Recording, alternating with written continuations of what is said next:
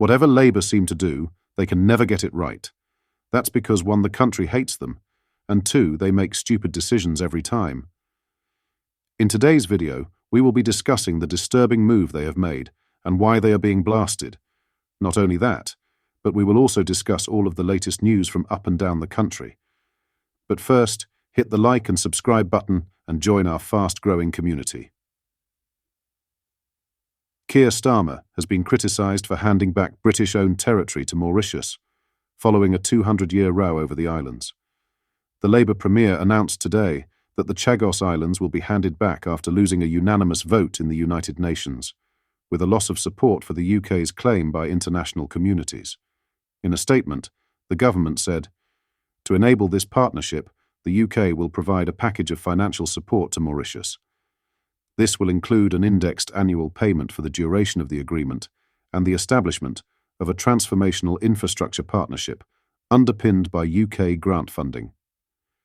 Hitting out at the move, host Tom Harwood raged that not only is the UK handing control of these islands over to Mauritius, we're also paying them for it. Speaking in an interview, former NATO commander Rear Admiral Chris Parry said the move was based on ideological policy at play, adding that it was totally a strategic. Parry fumed. "It's contrary to national interest, and I don't think people have thought about the consequences of this." When questioned by host Miriam Cates on why the Labour government is putting the interests of the international community over and above Britain's strategic interests, Parry claimed that there are quite a few people in the Labour Party who are obsessed with the decolonisation agenda. Parry explained, "They think this is symbolic of that. What they're missing is that the Diego Garcia, which is one of the largest parts of the Chagos chain, is home to a major air and naval base that is critical not only to our strategic security, but also to that of the Americans as well." Host Tom Harwood then suggested that a major player, such as China, may be involved in the decision, which Parry then revealed that there is concern over Mauritius's relationship to China. Parry told GB News, "It's very complicated.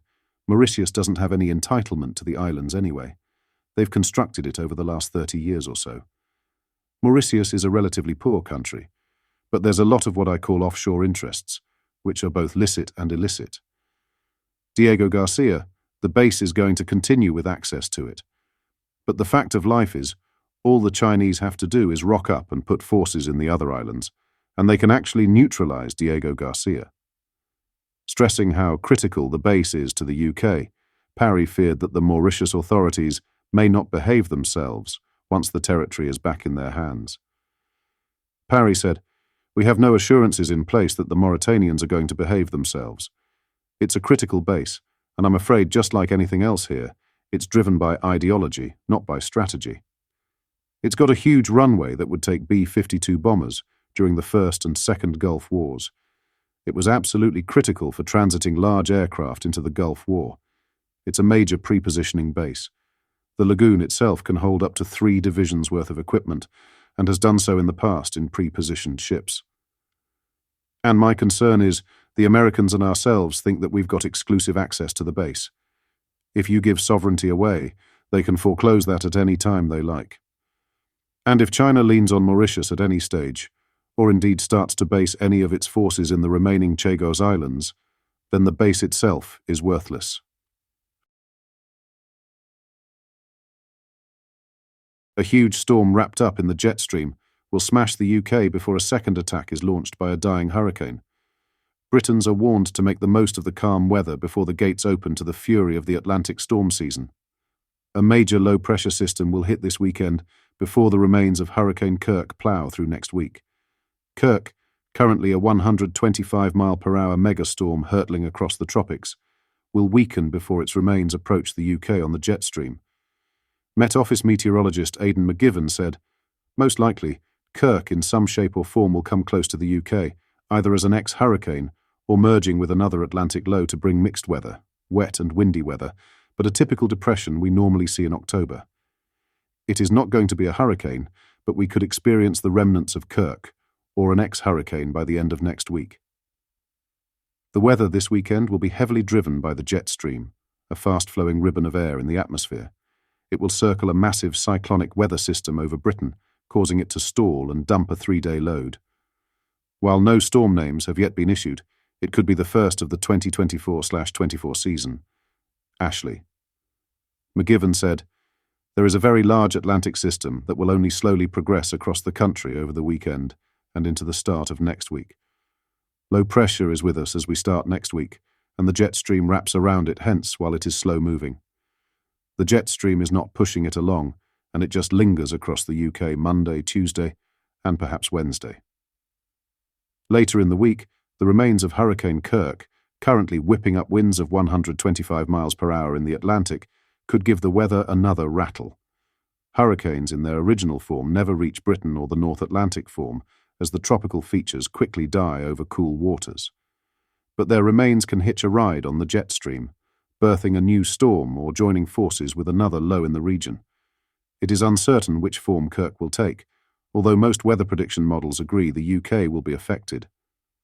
McGivern said, "On Monday, Kirk moves far enough north to be picked up by the jet stream, so it stops weakening and instead it spins up in a different way. And instead of deriving its fuel from warm seas, it gets its fuel from upper winds that spin it and carry it to the upper Atlantic. Kirk is a small but very powerful system, and exactly when it enters the jet stream will have big consequences on where it ends up after that. But most likely it will come towards the UK, and more or less continue the unsettled theme. There are some model predictions that have that ex-hurricane heading towards the UK. Quite a few simulations have that ex-hurricane heading towards the UK. Jim Dale, US meteorologist for British Weather Services and co-author of Surviving Extreme Weather, said, "Hurricane Kirk is in the mid-Atlantic and could move into the UK in a week's time, not as a hurricane, but a significant storm." Lastly, Sarah Ferguson failed to mention Prince Andrew in her new statement. Earlier this week, Buckingham Palace confirmed that Princess Beatrice is expecting her second child with her husband, Edoardo Mapelli Mozzi. The palace said, "Her Royal Highness Princess Beatrice and Mr. Edoardo Mapelli Mozzi are very pleased to announce that they are expecting their second child together in early spring, a sibling for Wolfie, aged 8, and Sienna, aged 3. His Majesty the King has been informed, and both families are delighted with the news." Shortly afterwards, Beatrice's mother, the Duchess of York, took to social media with a statement of her own. Fergie wrote, "Darling Beatrice, words can't quite express the joy and excitement I feel as you and Edo prepare to welcome another precious addition to your beautiful family. Becoming a granny again fills my heart with so much happiness and gratitude. Watching you grow as a mother has been one of the greatest privileges of my life, and now to see your family blossom further is an absolute blessing. Our family is growing, and so too is the love that surrounds us. I cannot wait to meet this little one, and to share in all the wonderful memories we will make together. All my love." However, Sarah failed to mention the new royal baby's grandfather, Prince Andrew, in her congratulatory statement. Sarah and Andrew married in 1986, before divorcing a decade later. What are your thoughts on what we discussed in today's video? Let me know down in the comment section below. If you've not yet already, make sure you do drop a like on this video and subscribe to the channel for more British content. Thank you. Take care. Goodbye.